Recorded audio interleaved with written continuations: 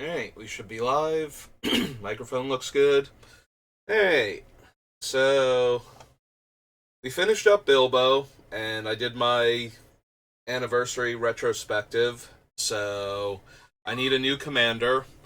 We got a couple of cards from Wilds of Eldraine, including the Fairy Lord, but I don't feel inspired to build around that.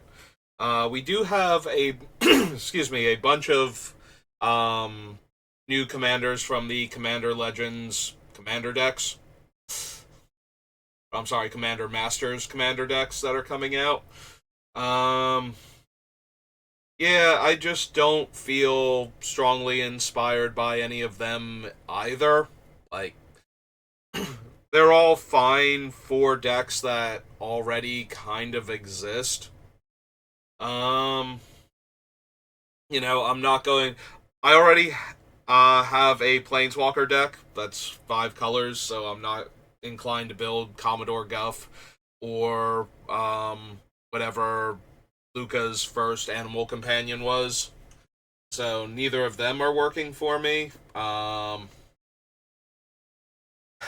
mean, we could do a colorless deck, but I've seen enough Kozilek decks where I don't feel inclined to build, and enough what's its name, the Maelstrom Wanderer decks where I don't feel inclined to build the Cascade colorless deck. And the Disciple of Ugin didn't really do anything for me either. We already have Abzan enchantments in Miracle, and I just did an Abzan build with Frodo, or not Frodo, Bilbo, so I'm kind of disinclined to build around either of those two.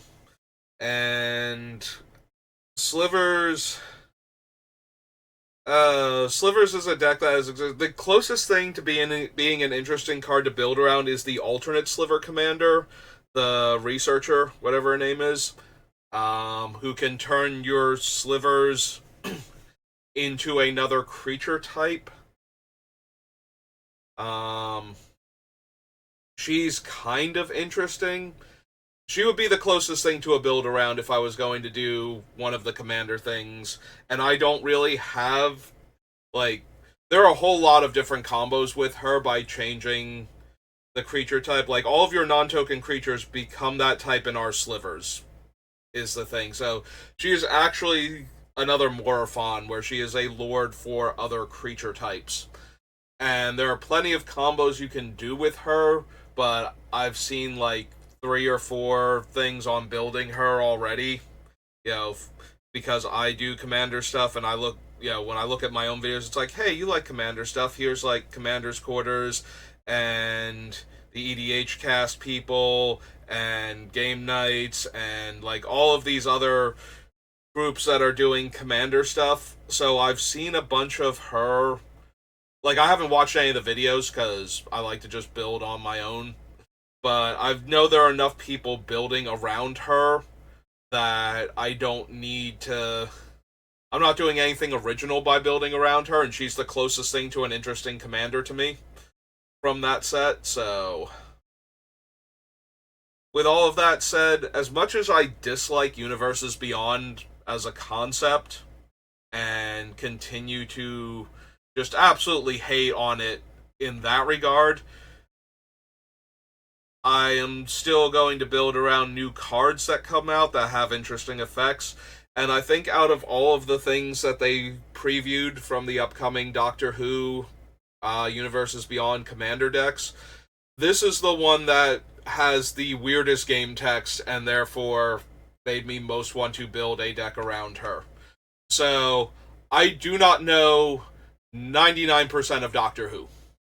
I genuinely have no idea who this character is. I have heard the name before. I don't know anything about her other than what I can glean from her game text here and the artwork for her. So, expect me to get everything wrong about this. The only things I know about Doctor Who are British-based sci-fi thing, very much a British Star Trek in that the early stuff was cheesy, but there's lots of fans for it, and it's just gotten like more serious and a bit better over the years. And there are a whole bunch of nerds that take it super, super seriously. And the main character is some being beyond space and time that has the ability to time travel and is technically immortal, but in order to keep changing up the actor, dies and comes back as himself but different, and therefore has a different actor and different traits and quirks and everything. So, and the villains are two different kinds of evil space robots. Other people like him who don't like him and want to kill him or destroy him or corrupt him or something. And then a whole bunch of random aliens that he encounters because he can travel through time and space with his time machine disguised as a British police telephone booth. So, that's what I know about the character. Also, there are evil statues that function like the Boos in Mario. I think that's everything I know about the series. No, wait, he's got his weird gimmicky thing is some sort of it looks like a screwdriver and is called a screwdriver, but it does whatever the plot needs it. There we go. There's my entire knowledge of Doctor Who. So, I genuinely have no idea who this is or what she does in the series, but I like the idea that she draws from the bottom of the deck while she's in play, and whenever the opponent scries, surveils, or searches their deck, she gets a 1/1 counter, then deals damage equal to her power to that player. So, the thing I am most planning on building around is that first ability. So, being able to manipulate what is on top and bottom of our deck is going to be the key to her, I feel like, to building an interesting deck around her. The other effect, if we find things that are good, if we find enough stuff that is everybody scries and then I get something else, I can see doing that, but that feels secondary if we can't control how often the other players are going to scry. So, there's almost no way to force another player to surveil. I know there are cards that let opponents scry. I don't think there are any cards that you can cast that let the opponent surveil right now. And searching their deck is just going to be a thing that players do. So, although we can do that without her being in black, that seems really difficult to do. There's no Wishclaw Talisman, Scheming Symmetry, anything along those lines for her to use. So,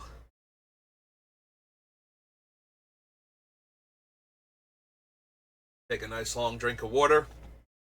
So, just this first ability, I was like, there's got to be something really cool we can do with the first ability. So, that was the thing that inspired me.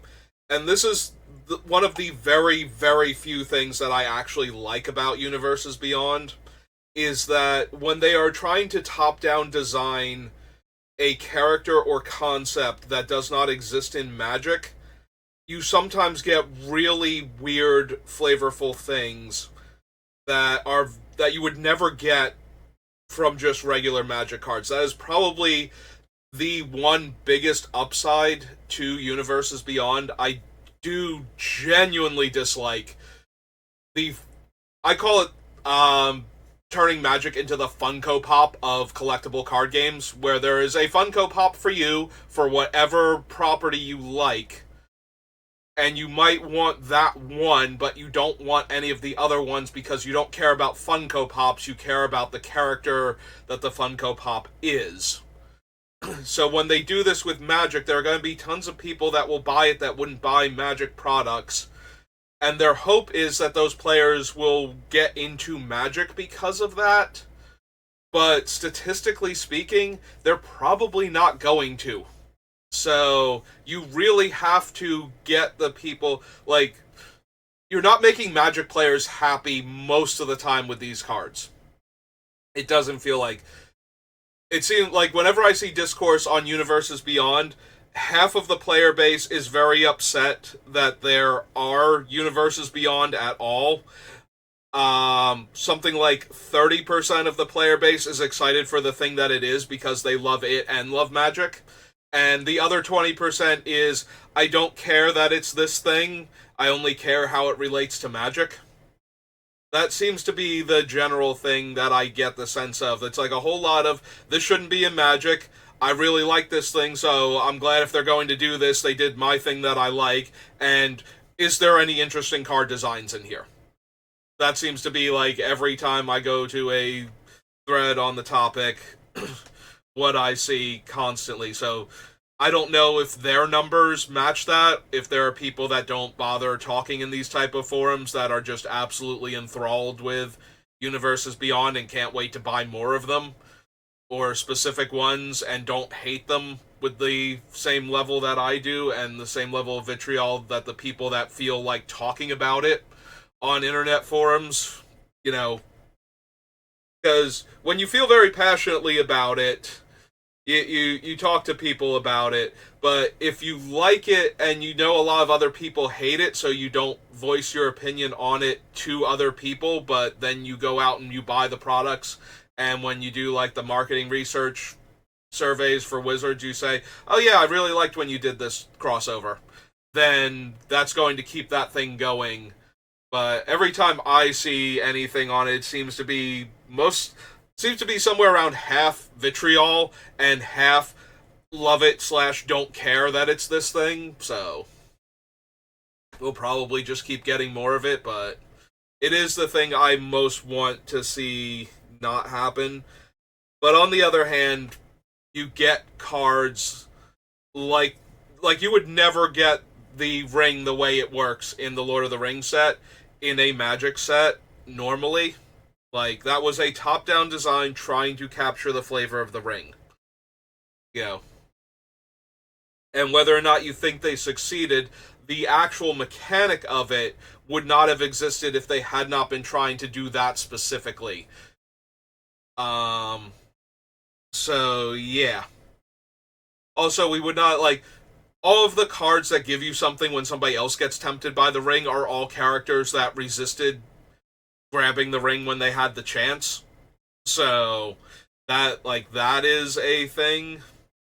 So that's where all of the flavor that is designed into the cards would not have happened if they weren't trying to capture the flavor of Lord of the Rings.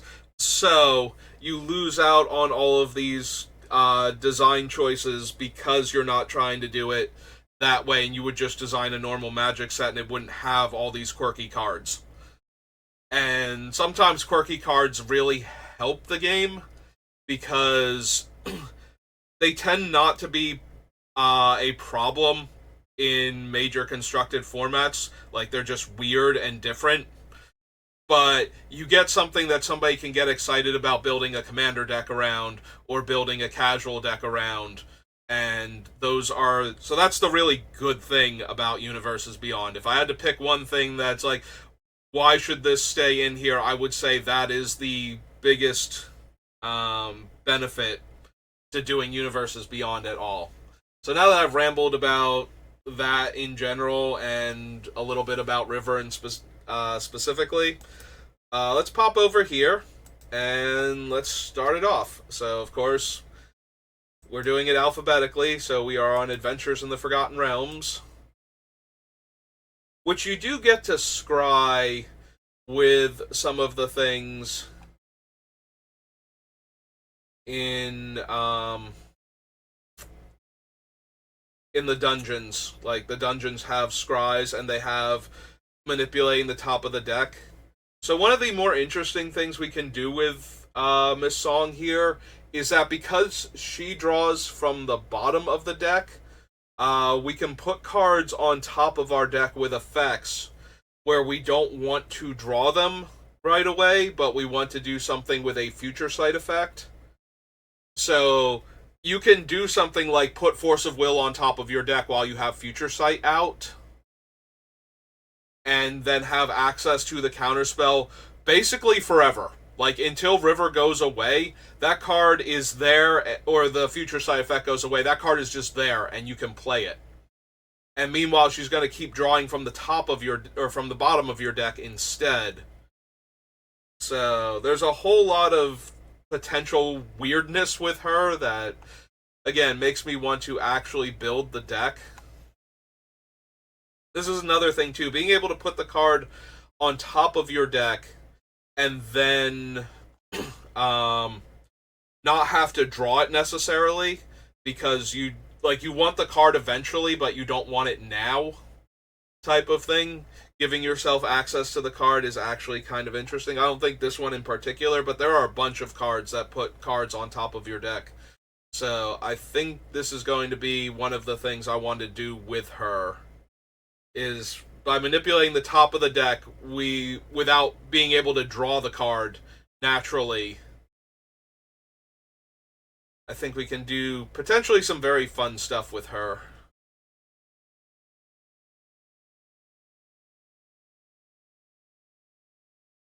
I don't think we need Chaos Channeler.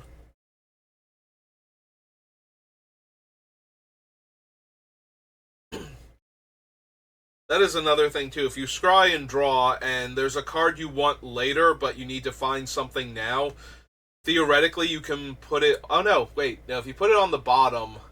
You have to put it on the bottom in order to draw it. You have to leave it on top to not draw it. Huh. That's... See, this is what I mean. That's insane. Like, you scry cards, but you leave them on top of your deck to not draw them. And you put them on the bottom if you want to draw them. Huh. Okay. Yeah, see, this is already something where my brain is just like, wait a minute, that's not how that works. You don't get to leave them on top and draw them, or put them on the bottom to draw later. You put them on the bottom to draw now and leave them on top if you don't need them right now, but then your scries stay weird later on. So your scries just become draw cards if you don't want the things on top. Also, it lets you put the cards that are on top of... It's basically like, hey, check the bottom of your deck and see if that's the card you've been looking for this whole time. If it is, slide it to the top of your deck. Like... Yeah, River's weird. River's super weird. Yeah, there's no card that lets you look at the bottom card of your deck, but you can know what the bottom card of your deck is by scrying to the bottom, or... Yeah. Now, this is gonna be an insane deck, I feel like. Which is, again, when I saw her, I'm like, that is so weird, I want to build around it. Like, that bit of game text is so weird, I want to build around it. So... I wonder if there's benefit to the initiative with her. I wonder if there's a scry on the initiative dungeon. So if the opponents... Like, especially if it's one of the rooms where you can't avoid it, like, you have to go through this one room. So, like, one of the first ones in the dungeon. So that way they're forced to scry and trigger her. I wonder if that's a thing. We'll have to double check when we get to the Commander Legends Baldur's Gate set. Let's see. You gain a life, you scry 1. Make a treasure. Creature can attack. Scry 2. Runestone Caverns. Exiles the top 2 cards and you can play them. Makes 2/1/1 skeletons. Scry 3. Draw 3 cards and reveal them. You may cast one of them without paying its mana cost.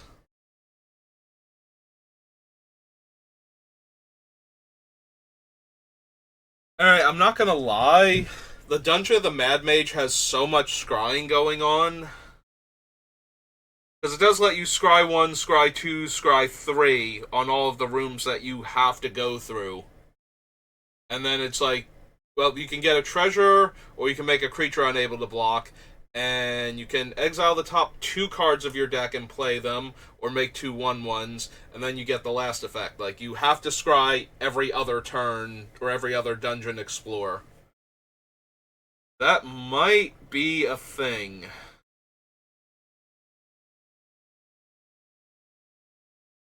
Like, there's enough scry attached to this that I kind of want to consider it at least. I almost want to group all of the cards together as a single subset, like either we're doing this or we're not type of thing.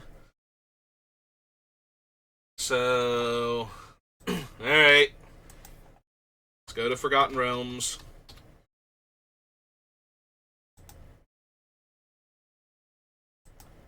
And we had... See, the problem is there's so many cards that now we need to venture into the dungeon with. I almost want to put the Dungeon of the Mad Mage on, and then if it looks like a thing I want to do, go back.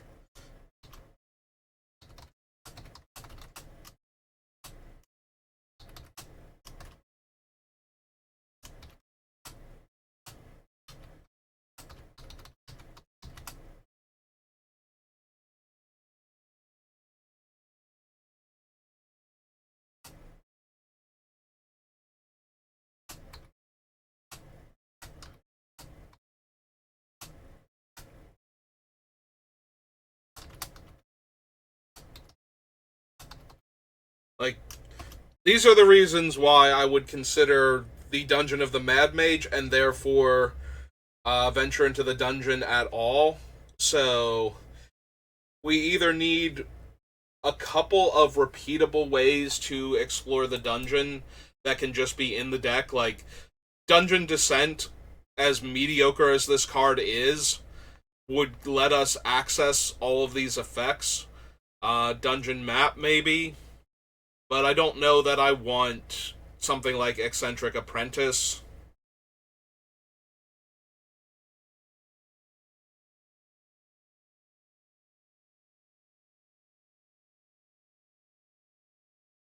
I don't think I need the Eye of Vecna. We'll have much better card draw options in blue-red.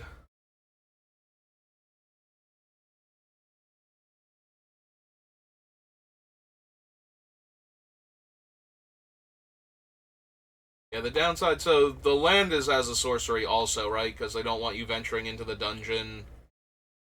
Yeah, activate only as a sorcery. They don't want you getting, like, the random blocker or something. Like, it throws off the opponent if you can instant speed venture into the dungeon. Like, all the things you are suddenly capable of doing.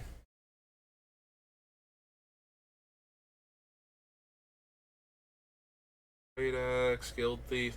I almost wish she made everybody do this. Because there are a lot more weird things you can do with, like, tuck effects, where that basically puts them on the bottom, where it was putting them on the top before, but then if they get rid of her, they can draw them again, type of thing. So,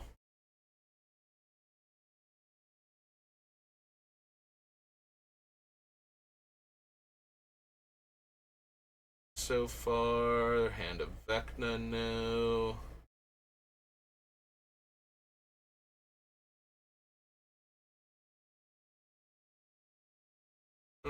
Don't think I need Invarno.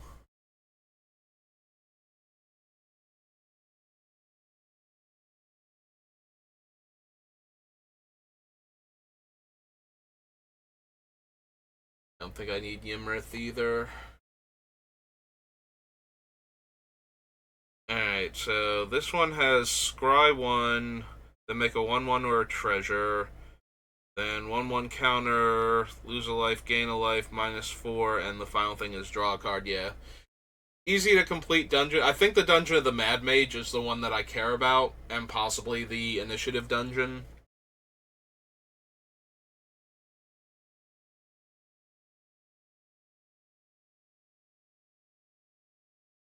Hello, Mordenkainen, with your draw 2, put a card on the bottom to draw later.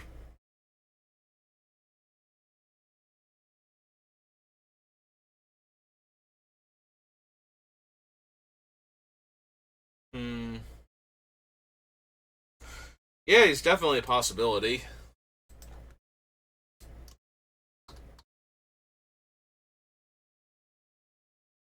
He's actually not letting you see as many cards as you would naturally, but the trade-off for that is that you never have to put anything away forever.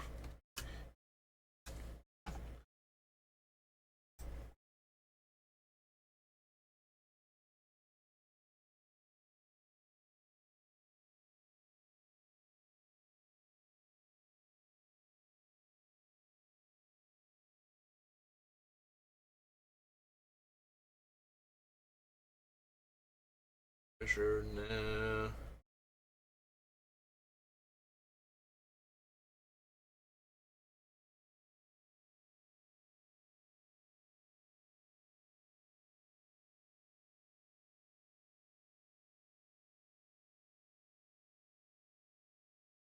Rust monster.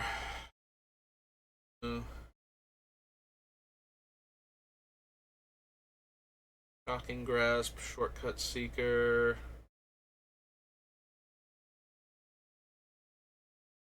Enters the battlefield, draw 2 cards and discard 2 cards. Creatures you control have tap, add blue or red. Spend this mana only cast an instant or sorcery, or to gain a class level. Whenever you cast an instant or sorcery spell, that spell deals damage to each opponent equal to the number of instant sorcery spells you've cast this turn. Don't think so.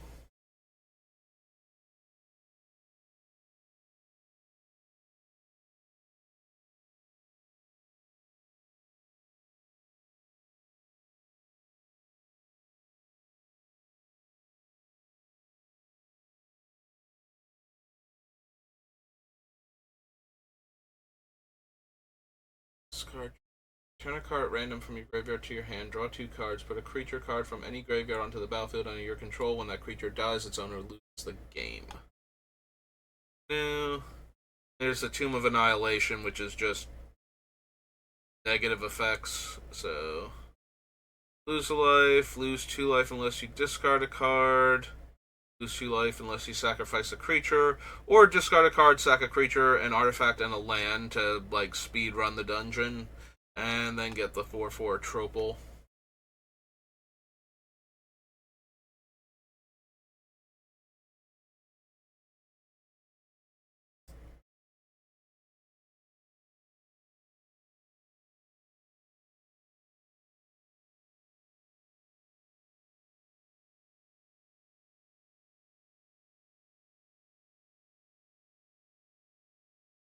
Class.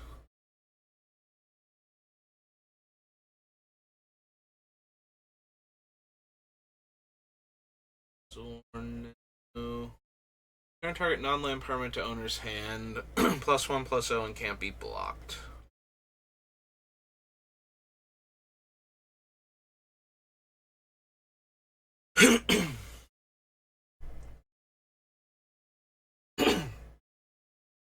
eh.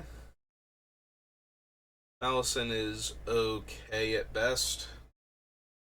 To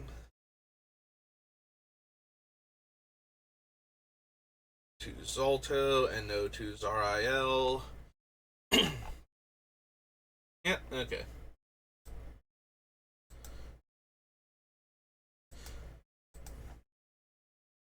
On to the commander sets then. For this thing. Let's see if we can find something. This was one of the weird ones, right? Like if I try adding in, yeah, it doesn't do it properly. Alright, so let's pop over to Scryfall then.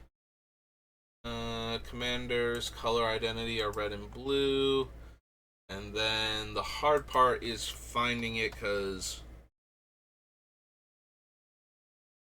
you have to go Forgotten Realms Commander. Because, yeah, it's not Adventures in the Forgotten Realms, it's Forgotten Realms Commander is how it's listed. And organize it by set number. Alright. Roll 2d8, choose 1, draw cards equal to that result, then you may cast an instant or sorcery with mana value less than or equal to the other result. Yeah.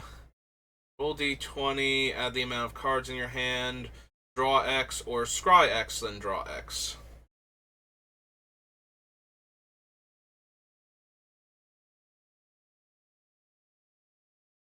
Whenever you draw your second card each turn, create a 1/1 blue illusion creature token with this creature gets +1 for each other illusion you control. Whenever an illusion you control dies, you may put a permanent card with mana value less than or equal to that creature's power from your hand onto the battlefield. Beginning of your upkeep, roll a d4, scry X where X is the result. Whenever you roll a die's highest natural result, draw a card.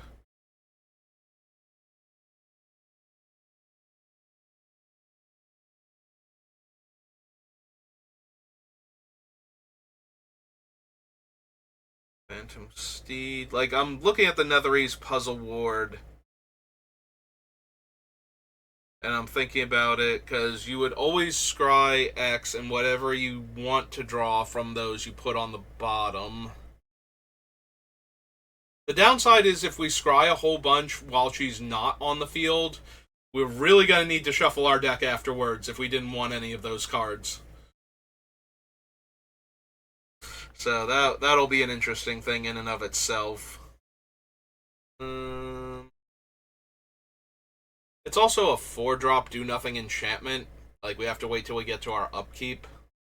That's kind of blah.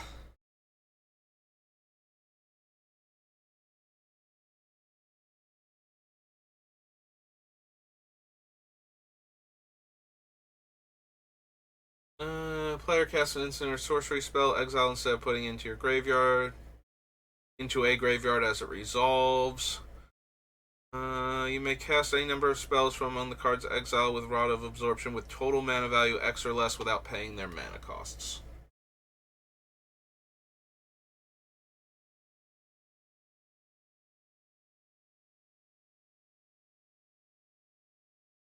Roll a d20 or 2d20. Ignore the lower result. Any number of creatures they block this turn if able.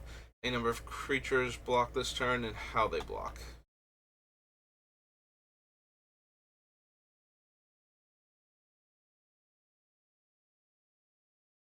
Flying haste attacks each combat. Can't control who it attacks. Whenever a equipped creature is dealt damage, it deals damage equal to its power to target player or planeswalker. Now, whenever enchanted player casts a non-creature spell, roll a d6. Deals damage to that player equal to the result, then attach Maddening Hex to another one of your opponents chosen at random. I don't really care for the endeavors. Deal damage equal to the result to each creature, then create treasure tokens equal to the other. Yeah. Opponent loses the game, exile the top card of each player's library. During each player's turn, that player may play a land or cast a spell from among the cards exiled with share of the spoils, and they may spend mana or mana of any color to do so. When they do, exile the top card of their library.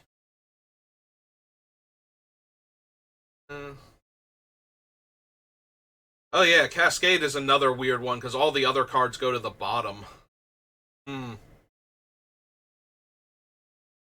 That does mean you put a bunch of lands towards the bottom though, so that might not be worth it.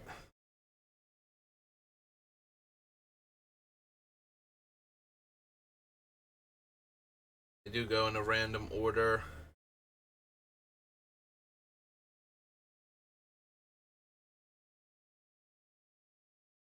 Players attacked, you draw a card.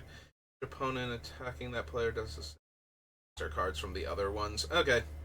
So let's go back.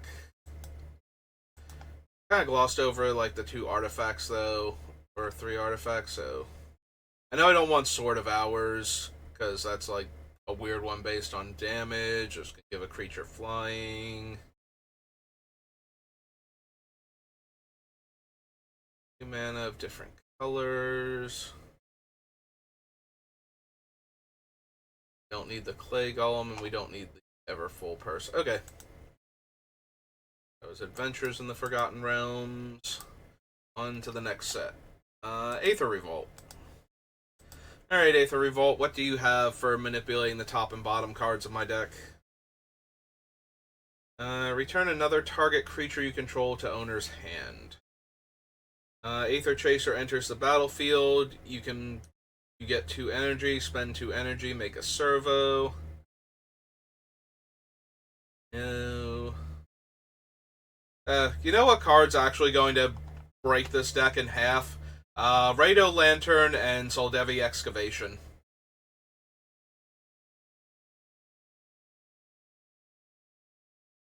They basically say, spend mana, put this card on top of my deck, so I draw it next turn.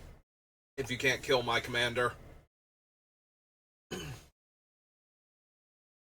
And they are way, way cheaper to do than almost any other spell recursion card. Yeah, that's going to be a huge thing with her, isn't it? She's going to be a dumb broken combo deck now.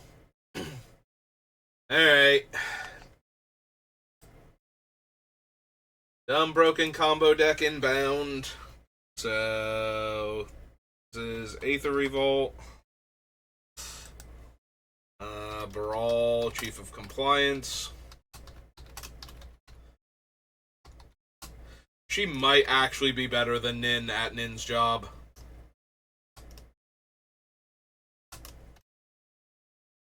I did not think of that before, and now that I'm thinking about it, I'm actually a little bit sad, because this is just going to be a very straightforward deck, and I mean, we'll look at other cards. Maybe I'll find something cool and dumb to do with her instead of the insane broken deck, but there's a very real chance her deck is going to be, oh, hey, I put a Time Walk on the bottom of my deck. Oh, look at this. I drew a Time Walk card this turn. What are the odds? So, yeah. We'll have to see if I can find enough stuff that's interesting, and, like, maybe we'll build the combo version just to see if I like it more than my Nin deck. So my Nin deck is one that I built long before I ever started working. It's like, I think my second or third commander deck I ever built. But her whole thing is she is a blue-red spells matter deck that copies spells and buys back dead spells. So she is, of course, full of the non-exiling Time Walk effects, so Time Warp, Temporal Manipulation, and Capture of Jingzhou. So, yeah. It kind of feels like she might be a deck like that. So, also, does that one thing put itself... The one thing puts itself on the bottom of the deck? Does the one thing put itself on the bottom? Because if the one thing puts itself on the bottom, I feel like the deck is already built. I can't think of its name, though. It's the one from the M set, and it has Sarkhan going to Ugin's Tomb. It's the one that, got everybody super flustered about the buy a box promo being a unique card that you can't open in packs. That's standard legal. I am blanking so hard on the name of this card. It was like, it went with the green card that untapped all of your lands at the end of the turn, because it was an instant speed spell for some reason, because it needed to be that too. What is that card's actual name? Okay, real quick, duplicate tab. It's one of the M sets. Like one of the 4 sets, and I can't think which one it is now. I think it might be M19? Question mark? Or no, M15? I think M19... Well, we had Rin and Sari back then, so it might have been an M19 card. Alright, so we get rid of this. We go for... Let's start with 2019, because I think that's the one that it is, but I could be wrong. Let's see if we can find it. Because I can't remember if it puts itself on the bottom or if it shuffles itself back in. Because I think it puts itself on the bottom specifically. Because the whole point was that you could deck yourself, basically, and then just keep recycling the Time Walk over and over again. And as long as you had anything that would let you win the game. There it is, Nexus of Fate, that's its name. Take an extra turn. If it would be put in your graveyard from anywhere, reveal it. Okay, it does shuffle back in, so it's not directly on the bottom. Okay, I guess we can keep building then. Because it's not as insta-win as I thought it was. Or might have been. So yeah. Got disallow. Yep, okay. Yeah, that's basically the end of the deck building process at that point. If that card puts itself back in the deck on the bottom, like exactly on the bottom, instead of shuffling itself back in, and I could not remember which one it was. I know the beacon shuffles itself back in, but I could not remember if that one did, or if it just put itself on the bottom of the deck. And like I said, if it put itself on the bottom of the deck, I think we're done. I think that just is the deck, and you can fill in almost anything else you want and just win the game that way. And that's not fun at all, so we'd have to immediately branch off into a different build for the deck. But we'll see now. If I can find enough cool and interesting stuff to do with her that isn't infinite time walks, because every time I get near a blue-red deck, I feel like Gears and Storm was one of those ones where it's like, okay, he cares about pings so much that I can't build a time walk deck around this man without, ignoring him and just building a time walk deck. So rather than do taking turns for like the 5th or 6th time, let's see if we can find a more interesting build. But yeah, I will probably put together a taking turns deck with River also, just because it looks like it'll be really strong.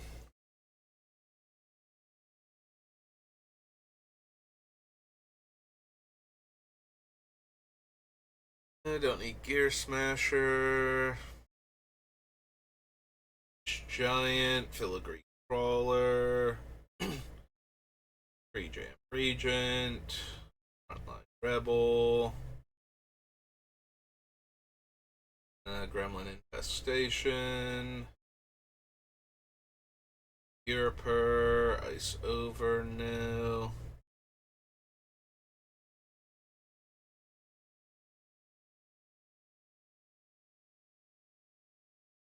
Stratagem.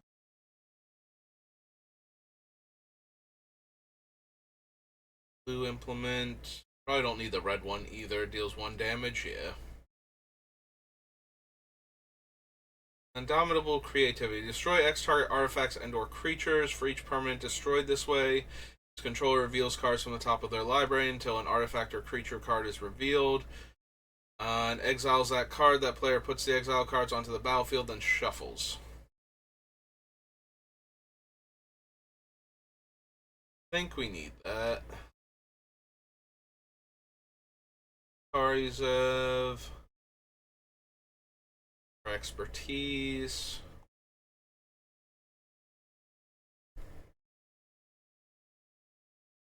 The dust. And mechanized production. Thopterist. No. Look at the top X cards of your library. Put one of them in your hand and the rest on the bottom of your library in any order.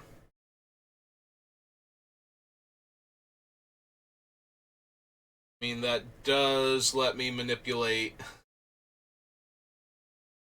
a lot of cards potentially to the bottom, including letting me control which one I actually draw. I don't know if we're going to have enough artifacts to make this thing that powerful, though.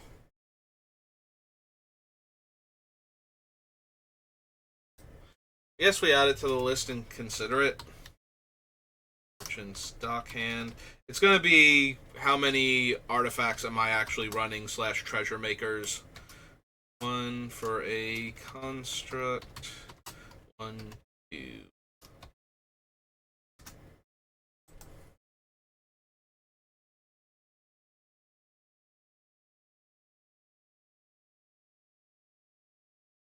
Don't need Metallic Rebuke, Negate, Ornithopter.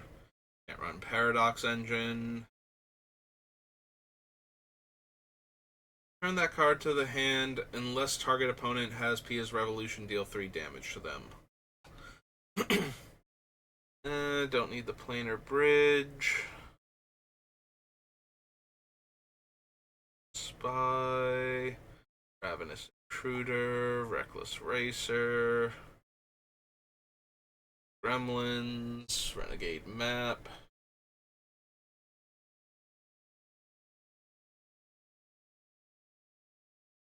Scuttler. Trap Trawler, no.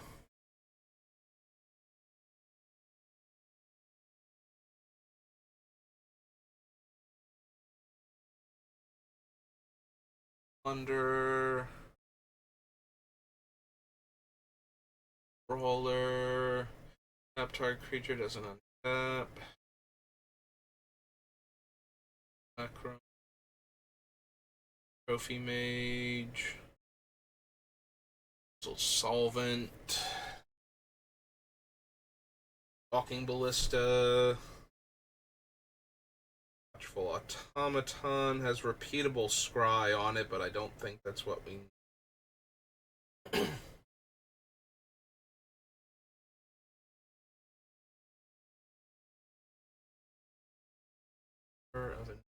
And Raiders, Wrangle. Yeah, I definitely have to build a non-time walk version of this deck, because the more I think about, the more like super straightforward that is, and I don't want that. I want a fun, weird deck. Like, that's what I was thinking when I picked her, so.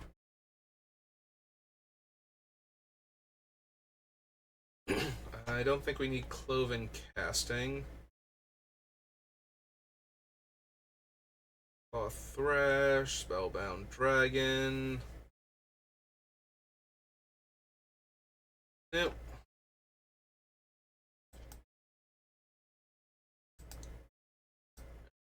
Lara Reborn. Alliances. So this is where we'll get the first for the infinite combo version of it. I believe it's called Soldevi Excavation. It's something like that, if that's not the actual name of it. Arcane Denial, no. Target player looks at the top 3 cards of their library, puts one of them back, and exiles the rest. Eh.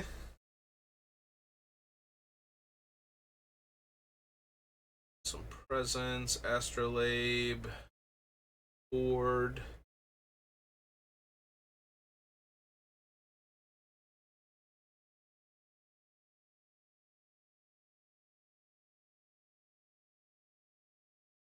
Explorers.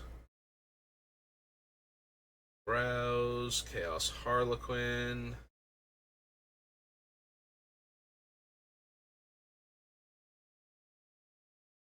Yeah. I think I need that.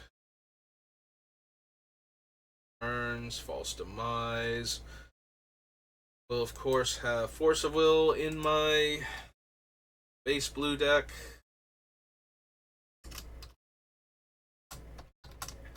Not.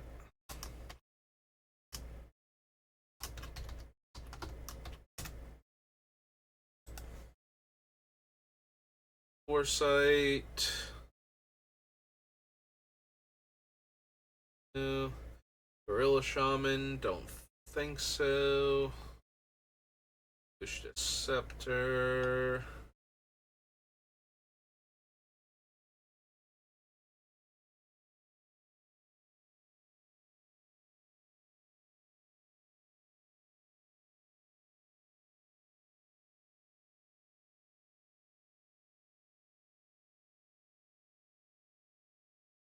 The Dead, Latnam's Legacy.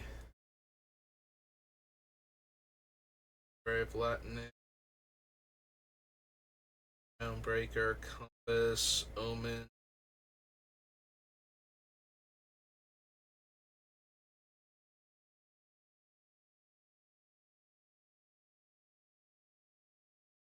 Stone Bauble.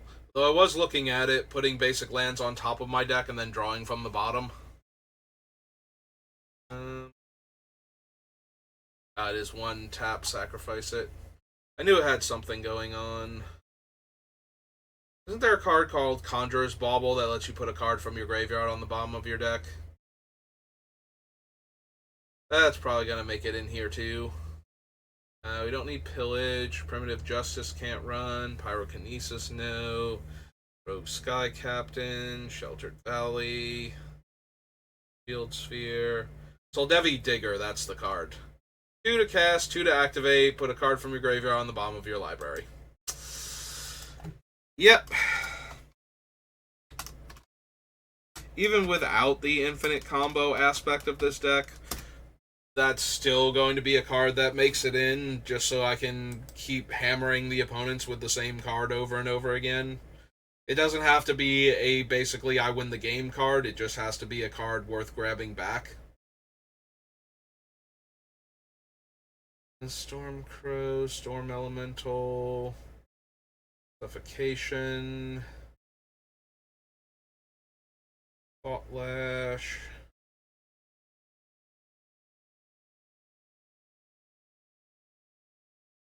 No.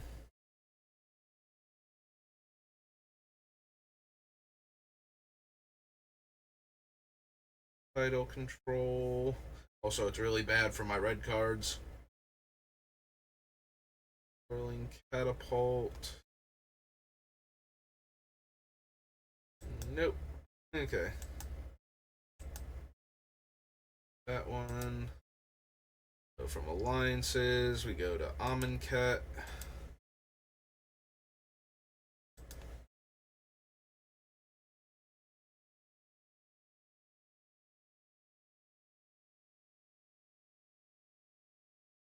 Crasher, no. Angler Drake. Give your upkeep, put a time counter on as foretold. Once each turn, you may spend 0 rather than pay the mana cost. For a spell you cast with mana value X or less, where X is the number of time counters on it.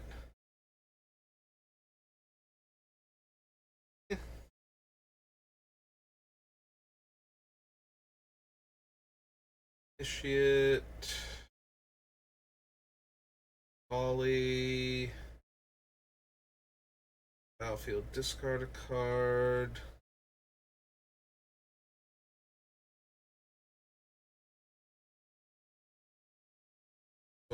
Cartouche. Red cartouche, no. Sensor. Celebrant. Commit memory. Argument. Fervor. Cryptic Serpent. Curator of Mysteries. Flying, whenever you cycle or discard another card, scry one and has cycling. How much cycling do I think I would have in this deck?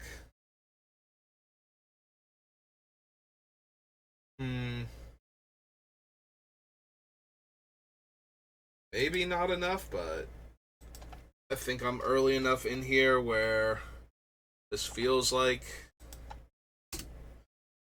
this is Curator of Mysteries. Blue Sphinx 4/4, I think it was. Yeah, okay. And Deemworthy. No. Desert Ceradon. Whenever you cycle or discard a card, you may pay one to create a 2/2 blue Drake. Yeah. I don't even know if I'm going to be cycling enough for the Curator, and the Curator is letting me scry, which is deck manipulation, so kind of want that. Off-color duels for anything. Flameblade Adept, no. Floodwaters, no. Gale Strike, Gate to the Afterlife.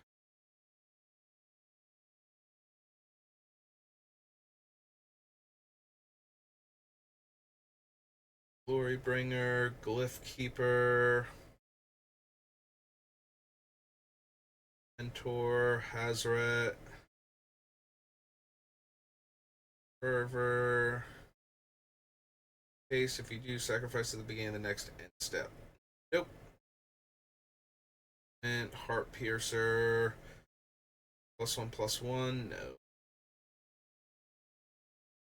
Nation. Eh. Wrappings. Insult to Injury.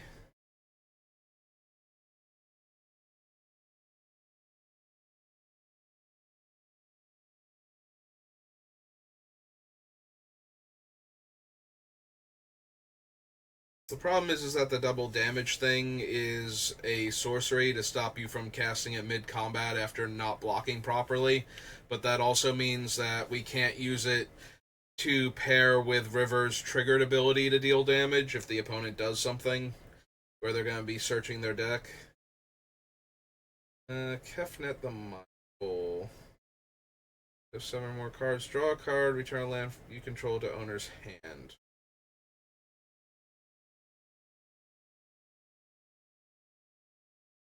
Sacrifice it, enchant permanent. You control enchanted permanent. No. No.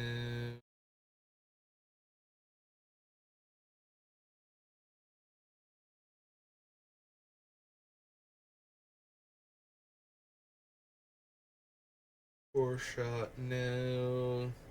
Oracle. F Crop Entangler. New perspectives. There's a battlefield, draw 3 cards. As long as you have 7 or more cards in your hand, you may pay 0 rather than pay cycling costs. Yeah, this doesn't feel like a deck that cares that much about cycling. Like, at that point, I would probably be building some sort of Jeskai Cycling Matters deck and grabbing things like the Zenith Flare from Ikoria. To Wonder. Vault, no. I think so anyway.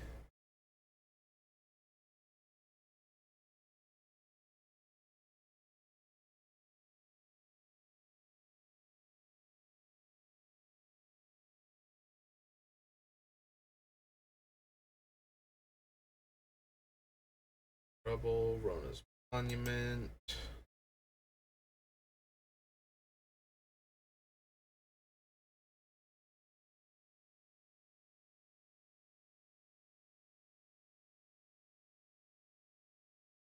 Turn up to 2 cards with cycling from your graveyard to your hand.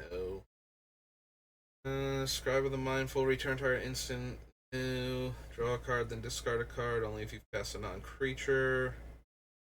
Flying, cycling. Can't be blocked. Soul Scar Mage. Weltering Suns. Thresher. God Pharaoh, Trial of Knowledge, Heal,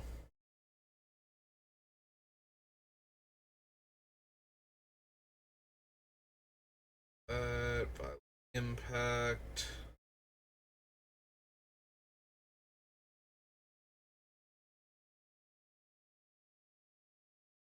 that Vizier. Don't need this Vizier either, right? Just tap down, tap a permanent. Nope, okay. Uncut. We go to Antiquities. We're coming up on the hour mark.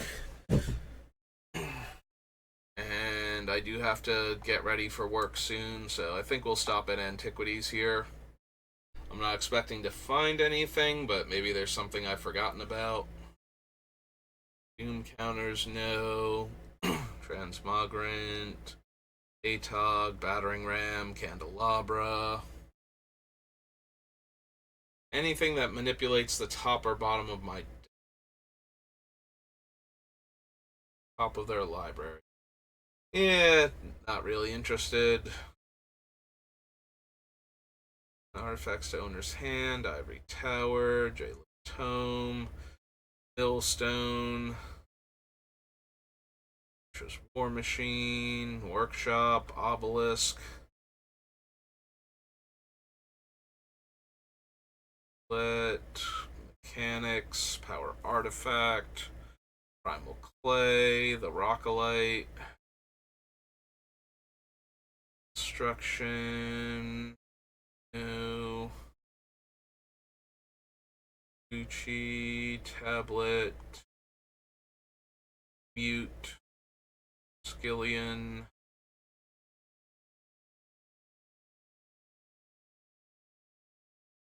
For the more serious version of the deck, like the combo one, I probably want Transmute Artifact just to get one of the 2 artifacts to put the thing on the bottom, so I guess we should add that.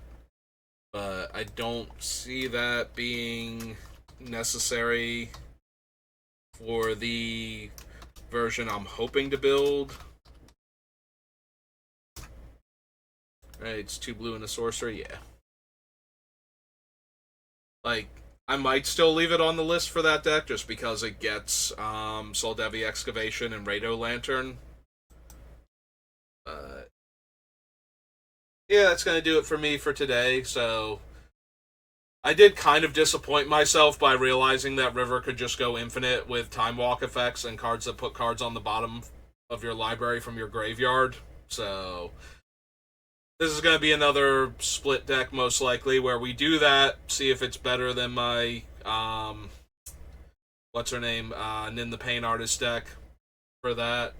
I do love my Nin deck. It is one of my more unfun to play against commanders. It's the one where I break out when players have like degenerate combo decks, and it's like, okay, I need a deck that can hang with these decks, and that's one of the ones I have built. So we'll see, though. So thank you for watching, and I will see you next time. Have a good rest of your day.